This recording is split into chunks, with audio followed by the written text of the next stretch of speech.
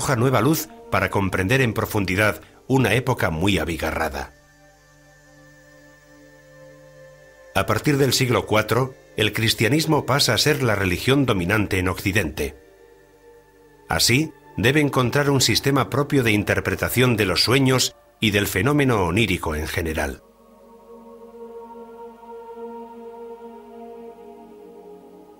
En el Antiguo Testamento, los sueños aparecen mencionados con más frecuencia que en el Nuevo, y para más señas provienen de Dios. Pero no todos los sueños son visiones nítidas y comprensibles. Su significado puede ser también oscuro o provocar miedo.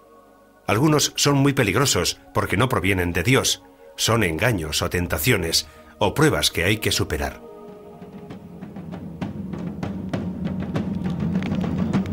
La fantasía del hombre, mientras está pensando o soñando, crea innumerables tipos de cosas. Y aunque no sean corpóreas, adoptan con increíble rapidez forma corpórea. Los sueños se relacionan sobre todo con los muertos y el más allá.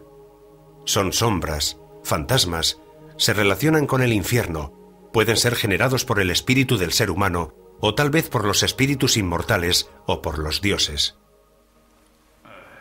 Cuando los sentidos del hombre están adormecidos y cansados, la figura corpórea puede aparecerse, no se sabe de qué manera, en los sentidos de otras personas. Así, los cuerpos de los hombres yacen vivos en un lugar determinado, con los sentidos mucho más fuerte y tenazmente cerrados que en el sueño. Mientras, la fantasía se muestra a los sentidos de otra persona, a veces transmutada en forma de algún animal. Y el hombre tiene la misma sensación que si se encontrara en un sueño.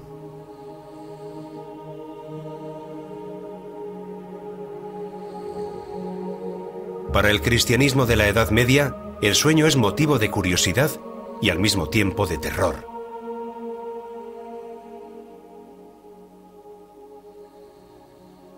Por un lado, el sueño a menudo se relaciona con una conversión, y es muy frecuente en quien sufre un martirio, por lo que representa una posibilidad de entrar en contacto con Dios. Por otro lado, los sueños se asocian a la magia y a lo infernal, y tienen gran relevancia en muchas sectas consideradas heréticas. El cristianismo prohíbe tajantemente las prácticas adivinatorias y las interpretaciones de los especialistas, generando de este modo confusión y desorientación en la gente, en lo que respecta a la esfera de lo onírico. La Iglesia aborda el fenómeno onírico con suma precaución, porque los sueños tienen varias lecturas. Pueden ser visiones celestiales, pueden indicar el camino de la redención, pueden ser sueños premonitorios que anuncien una victoria, el descubrimiento de una reliquia. En resumen, pueden tener un valor muy positivo.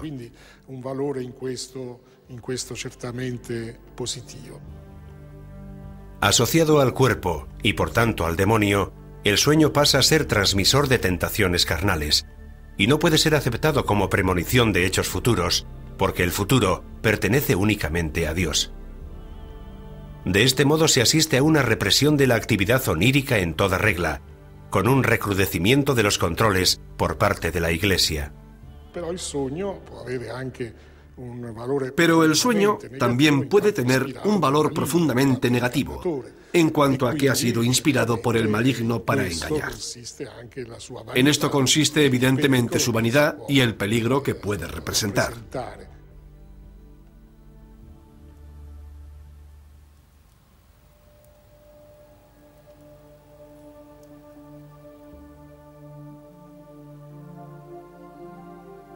Los estrechos lazos que se establecen entre cultura oral, cultura académica y cultura popular evidencian en la sociedad medieval la complejidad y las relaciones entre estos diferentes modelos de conocimiento. La cultura académica, que utiliza el latín, es exclusiva de los eruditos, contiene citas y referencias cultas y se transmite a través de la escritura. A menudo se olvida que hasta el siglo XIV, la lengua de todos los actos oficiales, pero también de las transacciones menores, como la compraventa de un terreno o de un bien inmobiliario, es siempre el latín. A pesar de todo, los intercambios entre lo académico y lo popular son muy frecuentes. Entre las élites cultas y el pueblo hay mentalidades y actitudes culturales comunes, caracterizadas por superposiciones y contaminaciones mutuas. Todos los indicios que tenemos son indicios de contaminación. Por tanto, la cultura folclórica es principalmente una reproducción de la cultura alta adaptada a los niveles de alfabetización bajos o nulos del pueblo llano. Es la traducción baja de la cultura alta. La cultura popular está instintivamente unida al tema religioso y se nutre de sermones, predicaciones, relatos, apariciones y milagros transmitidos de generación en generación y destinados a una audiencia de hombres y mujeres de baja extracción. Existe un gran ritual colectivo que consiste en ir a escuchar la predicación. La gente va a misa, pero a menudo también a la plaza. Se sabe que con frecuencia los púlpitos estaban instalados en la plaza. Y está el predicador. Los predicadores quieren martillear a fondo las ideas en la cabeza de quienes les escuchan. Y para ello se valen de los frescos, las esculturas de las entradas de la catedral. Y los va señalando mientras hablan. En cualquier caso, a ambos lados y en la base de los frescos hay textos escritos. Sabemos que el 90% de los habitantes de aquella época eran analfabetos. Para ellos el texto escrito no tenía ningún significado. Pero si esos textos acompañaban a las palabras del predicador y a las imágenes que éste mostraba, esos mismos signos escritos empezaban a adquirir un cierto significado para aquel que escuchaba y observaba. En la Edad Media no es tanto un problema de fe, sino de hasta dónde explicar lo que sucede. Estas predicaciones, sustentadas en las imágenes y la escritura, suscitaban sentimientos tan fuertes que provocaban un fenómeno que podríamos definir como falsa memoria. ¿Cuántos peregrinos regresaban de tierras sagradas convencidos de haber visto lugares santos que en realidad no habían visto? Contaban a los amigos del pueblo que habían estado en lugares santos que en realidad no habían visitado. Pero ese era el recuerdo que les quedaba. Creían haberlos visto porque era el recuerdo de las imágenes que habían visto representadas en pinturas o en la iglesia de su pueblecito o en la catedral de alguna ciudad a donde habían ido en alguna ocasión. La fantasía es un verdadero apoyo imaginativo y cognitivo y representa una aportación más en la transición de cultura oral a cultura escrita. Por un lado, el pobre analfabeto adquiere mayor protagonismo, participando en ciertos aspectos de la vida colectiva. Por otro lado, introduce elementos de distorsión, en el sentido de que la imagen bien explicada es más convincente que el control personal de los lugares visitados. Y esto introduce una reflexión también sobre el presente. Una imagen bien explicada es más eficaz, si cabe, que tocar una prueba con la mano.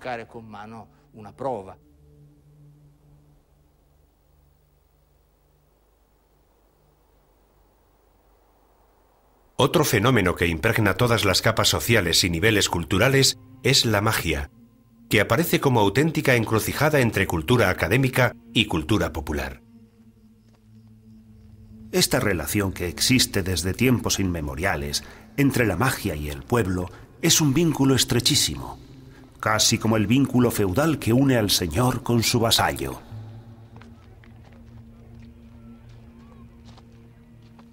La magia es la visión de la vida y del todo, de los símbolos y los instrumentos para dominar y dirigir las fuerzas de la naturaleza. La astrología representa la certeza de la unión entre las cosas, el dominio de los cuerpos celestes, a su vez también seres vivos, con sus almas, que dominan a los hombres y a las cosas. La magia está estrechamente ligada a la astrología, que encuentra aplicación en muchos ámbitos de la vida medieval, incluida una de las actividades más extendidas y practicadas de esta época, la guerra.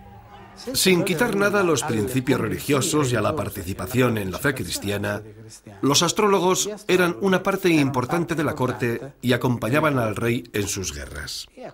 Según un cronista, Guillermo I de Altavilla, Guillermo el Malo, estamos a mediados del siglo XII, no iniciaba la batalla sin haber consultado previamente a sus astrólogos.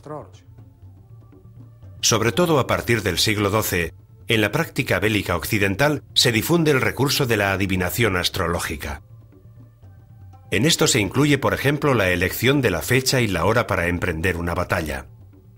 Príncipes y señores, pero también representantes de los municipios, piden sin falta consejo a sus astrólogos antes de lanzarse a un conflicto.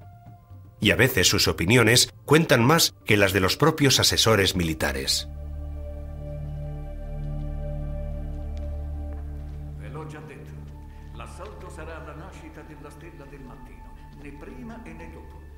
Così si è pronunciato il grande Aqua. Noi non dobbiamo sfidare le stelle. La sorte ci è già stata avversa. Non dobbiamo disobbedire agli ordini celesti. Non tollererò disobbedienza alcuna.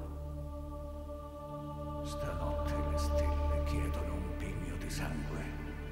A causa de la aparición y extinción de las señales, de las oposiciones y conjunciones, de los aspectos benéficos y maléficos, suceden hechos dispares y contradictorios en este mundo. Las señales son los prelados de la Iglesia o los príncipes del mundo, ya que de ellos provienen todos los acontecimientos de este mundo. Guerra y paz y cualquier otra cosa.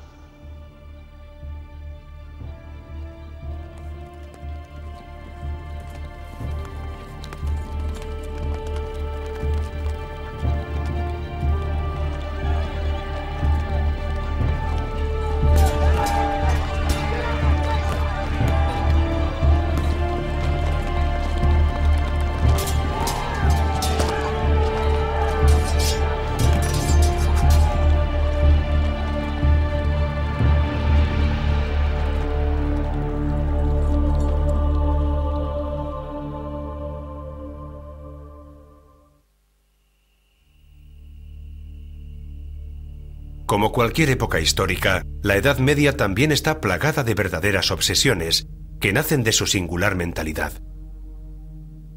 Ante todo, el pecado, estrechamente unido a la religión cristiana. El miedo a la condenación eterna frena los impulsos e instintos de hombres y mujeres, orientando su comportamiento según la rígida ética propuesta por la Iglesia.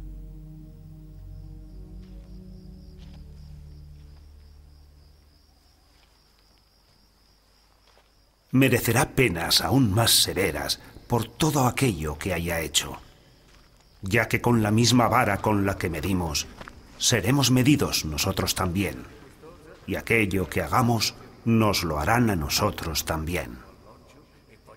Los pecadores recibirán el castigo a sus pecados de la mano de Dios, y no serán castigados en la medida de sus pecados, sino en una proporción aún mayor respecto a las faltas cometidas.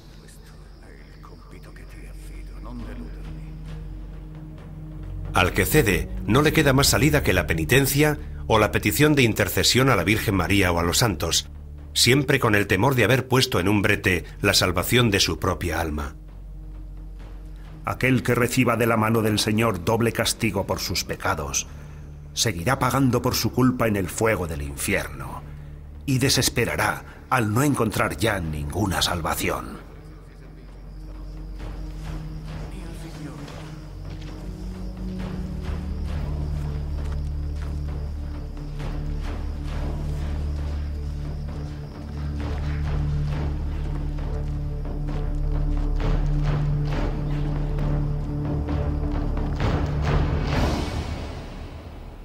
La lucha contra el pecado no da tregua. Las tentaciones con las que Satanás molesta a los seres humanos son múltiples y a menudo ocultas. La existencia está continuamente expuesta a las argucias de este astuto enemigo. Pertrechado con un equipaje sencillo, constituido por los 10 mandamientos y los 12 artículos de la fe, y puesto en guardia por los sermones de los religiosos, el hombre medieval se esfuerza por no cometer